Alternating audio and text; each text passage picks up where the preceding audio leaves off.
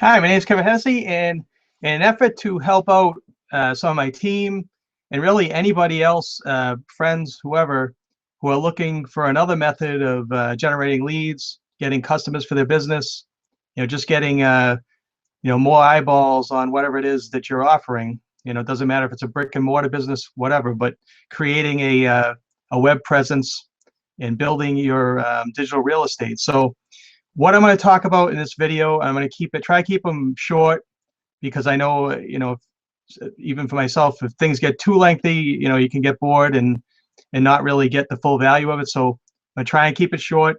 And I'm going to just talk about right now in this first one, because this is actually a very important part, is, planning out your keywords.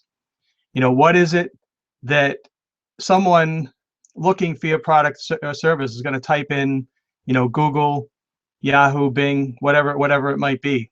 I'm going to concentrate though on Google just because in my opinion, it's the biggest and it's the best and probably the easiest for me personally to get ranked. And what I am not, I'm not a professional SEO guru. I just basically going to teach you what I've learned so far and what's starting to get me great results. So with that said, I'm going to share my screen. It's been a while since I've used this, so please forgive me. And I'm going to go.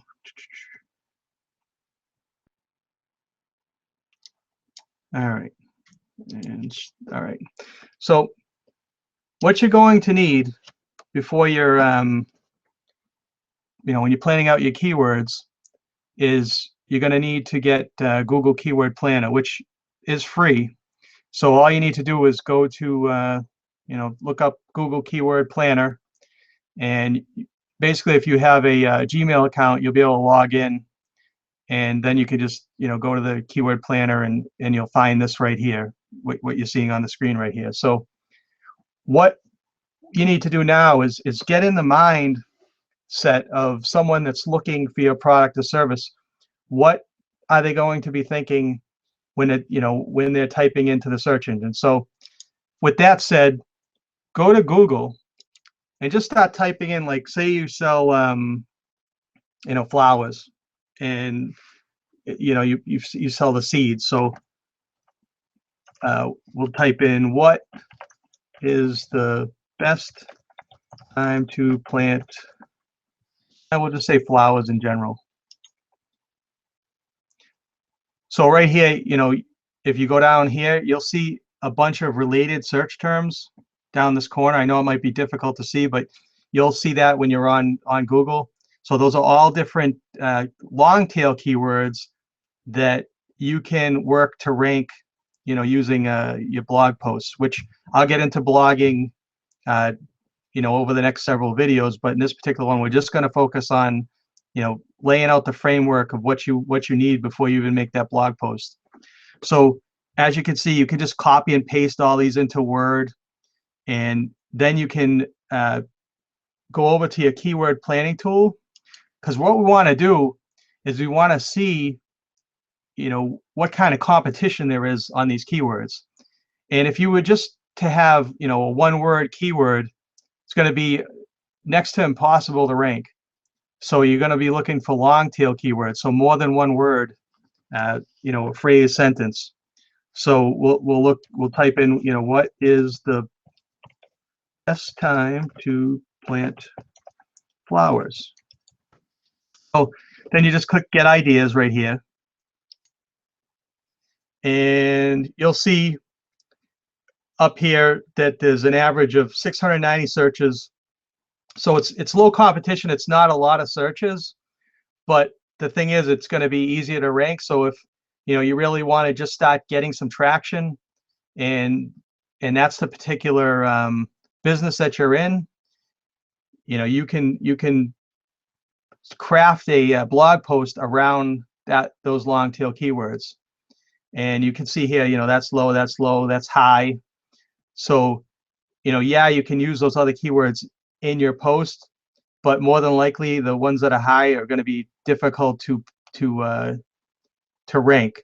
Medium, you might have better luck, and as you can see, that's a pretty pretty decent, 79,800 a month are searching for that keyword in the United States.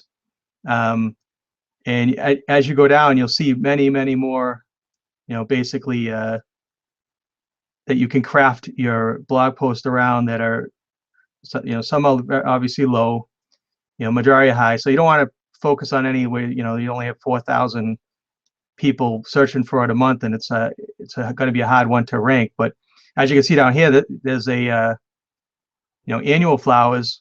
If you were to do posts around that, it's low, and it's 11,600. So you want to find these little hidden gem long tail keywords that basically I can equate it to you're panning for gold in a river, and your pan just gets bigger and bigger and bigger, and it's scooping in more and more and more visitors.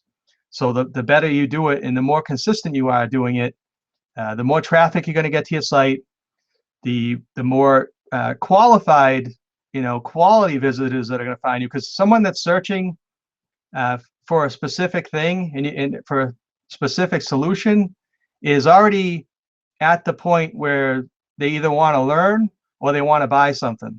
So if you're getting someone at the point where they actually want to buy something, it's not going to be as difficult a transition if you're just getting someone that's cold and the post doesn't relate to them in any way.